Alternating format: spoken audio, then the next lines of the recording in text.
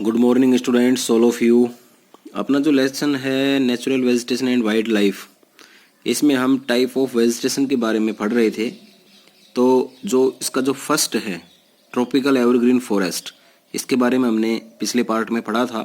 और आज जो हम पढ़ेंगे वो है ट्रॉपिकल डेकेडियस फॉरेस्ट, यानी जो उष्ण कटिबंधीय पर्णपाती वन। डेकेडियस का मतलब होता है पर्णपाती, ऐसे वन जो अपनी पत्तियां कुछ समय के लिए गिरा देते हैं और फिर वो कहाँ कहाँ रहते हैं, ये सारी चीज़ें, इनमें कौन कौन से जानवर पाए जाते हैं, ये सारी चीज़ें हम आज इस डेकेडियस फॉरेस्ट के अंदर पढ़ेंगे। तो इससे पहले जो हमने पढ़ा था, ठीक है, जो सदाबहार वन, जो हम एवरग्रीन जो फॉरेस्ट के बारे में हमने पढ़ा था, वो लक्षद्वीप, अंडमान निकोबार, है ना, आसाम, तमिलनाडु के जो कोस्टल एरियाज है वहाँ पे थे। और वहाँ जो रेनफॉल है, ठीक है, वो 200 सेंटीमीटर से ज़्यादा ही होती है हमेशा। और ज़्यादातर ये ऐसी जगह पाए जाते हैं जहाँ पे जो बिजनेस पर्पज के जो वृक्ष हैं, ठीक है, रबड़, सिकोना, आबनूस आदि इस प्रकार के इसमें एवरग्रीन फॉरेस्ट के अंदर ये थे। जो आज हम पढ़ेंगे ट्रॉपिकल डेकेडियस फॉरेस्ट, यानी पर्णपाती उष्ण कटिबंधीय पर्णपाती फॉरेस्ट या वन, इनके बारे में हम देखेंगे। These are the most widespread forest of India, यानी ये जो वन है, ठीक है, ये डेकेडियस जो फॉरेस्ट है, ये सबसे ज्यादा क्षेत्र में, सबसे ज्यादा एरिया में भारत में फैले हुए हैं, यानी सबसे बड़े क्षेत्र में ये फैले हुए वन हैं। They are also called the monsoon forest and spread over the region receiving rainfall between 200 centimetre and 70 centimetre. यानी हम इन्हें क्या कह सकते हैं, मानसूनी वन, या इन्हें मानसूनी वन कह सकते हैं। और ये कहाँ पे होते हैं, जहाँ पे वर्षा कितनी होती है, 70 सेंटीमीटर से 200 सेंटीमीटर के बीच में जहाँ रेनफॉल होती है, वहाँ पे ये फॉरेस्ट ज़्यादा पाए जाते हैं।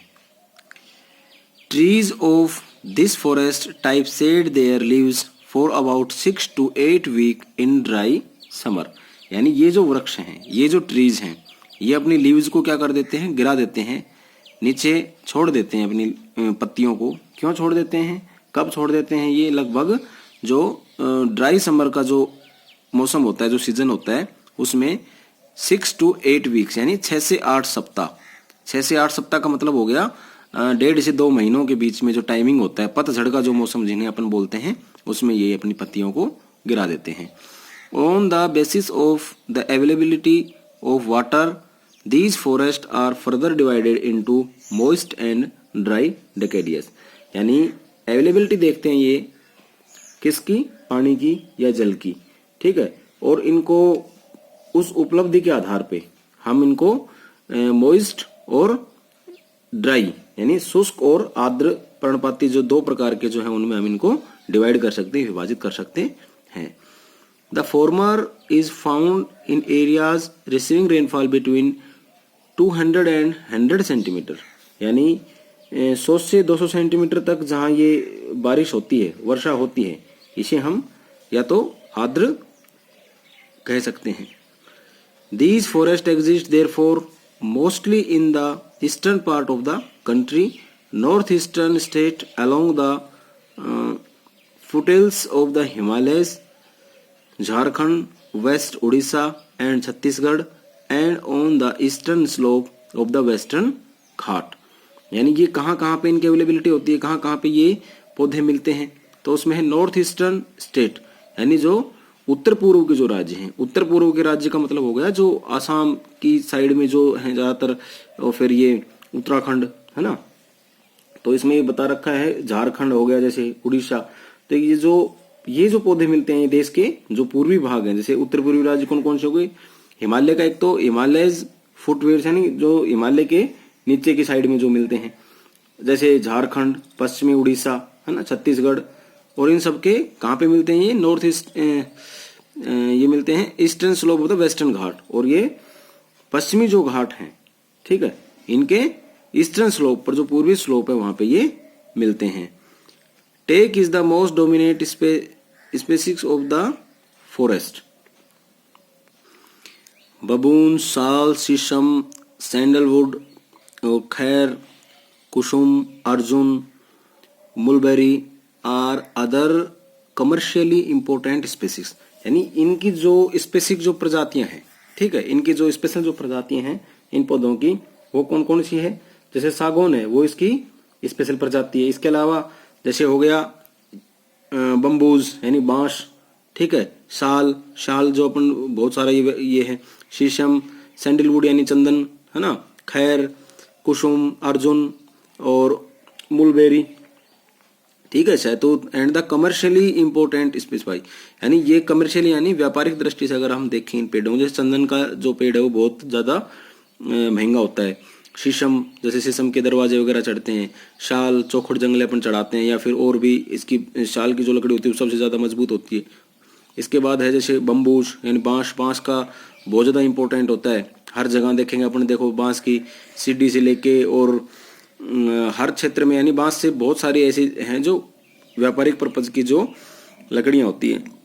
शहतूत, ये सब चीजें क्या है, ये इंपॉर्टेंट प्रजातियां हैं पेड़ों की जो हमें उष्णकटिबंधीय पर्णपाती डिकेडियस जो फॉरेस्ट है उनमें ये मिलती है। The dry deciduous forest are found in areas having rainfall between 100 centimetre to 70 centimetre, यानी ड्राई डिकेडियस के अंदर है जो शुष्क जो पर्णपाती वन है वो हमें ऐसे क्षेत्रों में पाए जाते हैं जहां रेनफॉल कितनी होती है 70 टू 100 सेंटीमीटर, यानी 70 से 100 सेंटीमीटर के बीच के अंदर जो रेनफॉल होती है उसमें ये ड्राई डिकेडियस यानी शुष्क पर्णपाती वन पाए जाते हैं। ठीक है, ये वन कहाँ होते हैं। These forest are found in the rainier parts of the peninsular plateaus and the plain of Bihar and Uttar Pradesh, यानी बिहार और उत्तर प्रदेश के तो जो मैदानी क्षेत्र है उसमें पाए जाते हैं। इसके अलावा जो प्रायद्वीपीय पठार हैं जहां ज्यादा वर्षा होती है, 70 से 100 के बीच में जो वर्षा होती है वहां पे ये वन पाए जाते हैं।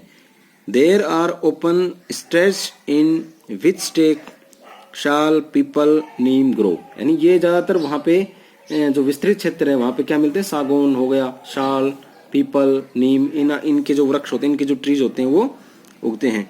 A large part of this region has been cleared for cultivation and some parts of used for grazing, यानी इसका जो ज्यादातर जो है वो कल्टीवेशन का मतलब जो कृषि कार्य में प्रयोग होता है।